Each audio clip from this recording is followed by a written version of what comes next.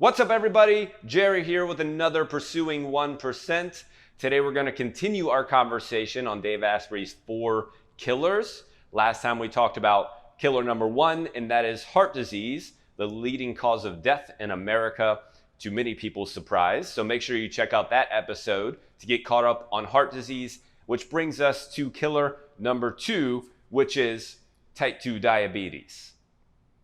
Now, I'm sure many of you know and understand that type 2 diabetes is an issue with insulin. What you may not understand is what insulin actually does in the body. So insulin helps get blood sugar or get sugar out of your blood and shuttle it so that your body can process it and it doesn't get stuck in your blood and in your system.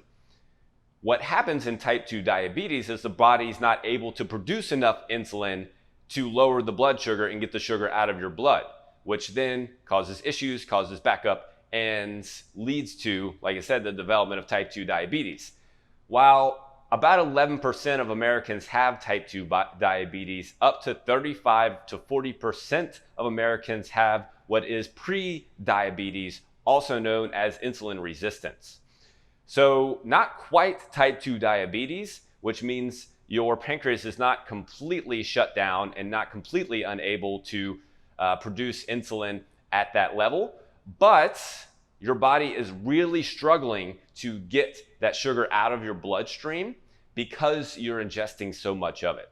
Now, it is very likely that if you're like most people in our society, it is very likely that you're eating a high rate of sugar or high amount of sugar, being in the form of processed sugar. Like we talked about last time, that's one of the best ways that you can start to overcome bad gut bacteria and start to produce good gut bacteria. If you start to do that and start to get and eliminate some of that processed sugar out of your diet, you will also help this process. But that is not the best way or the only way for you to do that.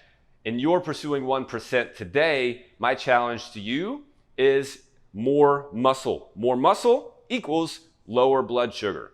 And that's because the more muscle that you have on your body, the more likely that your body is to store that sugar in your muscles, and it's just able to process that sugar a little better.